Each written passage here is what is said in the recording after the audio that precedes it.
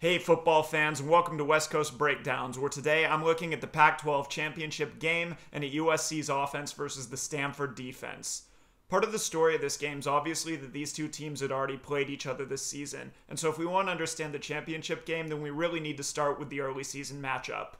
Back in September, USC's rushing attack just went off on the Stanford defense. They rushed for over 300 yards, they hit 6.4 yards per carry. Actually, the only games that were better for Trojan running backs were their games against Western Michigan and Arizona State. In their first game against Stanford, USC did a lot of damage with their inside zone running play. This is a play where the entire offensive line steps in the same direction, and the running back reads their blocks and decides which gap to cut through. And here, we're seeing USC's entire offensive line stepping to the left, and this is what zone blocking looks like in a nutshell. On plays like this, USC gained a ton of yards by cutting the ball back. So on this play, we've already seen that the entire offensive line is blocking to the left, so now let's watch the running back and see what he does. Here we can see that the running back starts out going to the left in the same direction as the offensive line, but that he then cuts the ball back to the right in the opposite direction of the O-line's movement.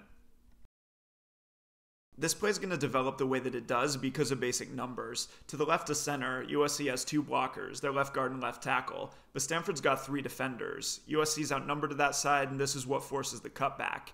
To the right of center, Stanford also has three defenders, but USC's got their right guard, right tackle, and they're bringing their fullback across the formation to kick out the defensive end. So on the backside of this play, USC's got a blocker for every defender, and that's what makes the cutback such an effective play. Stephen Carr's 53-yard run from this game was just an extreme example of the same kind of thing. This is a zone play to the right, and Stanford once again has three backside defenders, but on this play, USC is bringing both a wide receiver and a wing tight end to the backside of the formation, giving them a 4-on-3 advantage over Stanford's defenders.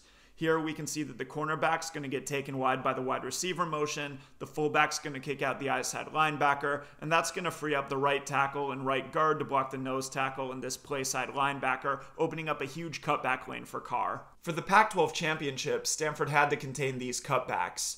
They didn't completely shut them down, but they also didn't give up the explosive plays that they did in the first game, and they were able to hold most inside zone plays to under 5 yards. In the Pac-12 championship, Stanford played a lot more of their base 3-4 personnel, and they started using this walked out outside linebacker as the contain player to get a 7th defender into the run fit. In this alignment, the center has to take the nose tackle, the right guard, right tackle, and tight end have to take these three defenders, and that leaves the outside linebacker free on the backside once the middle's blocked up. Stanford wasn't able to stuff these plays completely, but eliminating explosive plays was still important. In the Pac-12 championship game, USC really relied on big plays to score touchdowns. They had 5 full drives without any explosive plays on them, and on those drives they kicked 1 field goal and punted 4 times, so they really needed big plays to drive the length of the field. Since they weren't getting those plays in the run game, it's now time to look at the passing offense. USC's strategy through the air was pretty simple. They wanted to get their athletic wide receivers matched up on Stanford's safeties, and especially on Frank Buncombe, and they were able to get this matchup in a couple of ways. One way they could do this was to go spread. If the defense has 2 cornerbacks on the field, then you can guarantee a matchup with a safety and a wide receiver just by putting 3 wide receivers on the field. On this play, the cornerbacks take the outsidemost receiver on each side of the field, leaving a safety to cover Mitchel Pittman.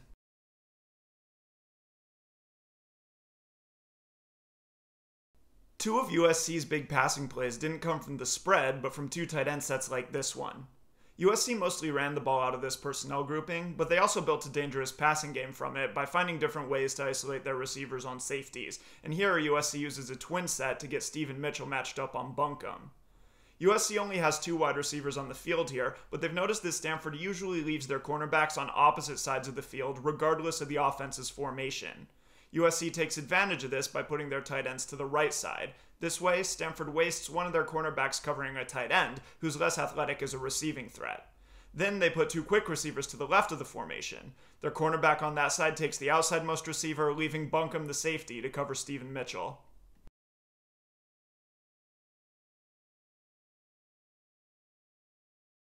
This final explosive play came during crunch time in the 4th quarter, and on this play USC is not in a twin set, but they're still able to isolate Mitchel Pittman on Buncombe. In this shot, we see that Pittman's the outsidemost receiver to the left of the formation, and that he's initially got a cornerback lined up over him, but USC is able to change his matchup by motioning a tight end outside of him. When the tight end moves out, the cornerback bumps out to cover him, and Buncombe has to drop off the line to cover Pittman. Pittman fakes him out of his cleats and runs straight past him, and the Trojans score the game-winning touchdown 6 plays later.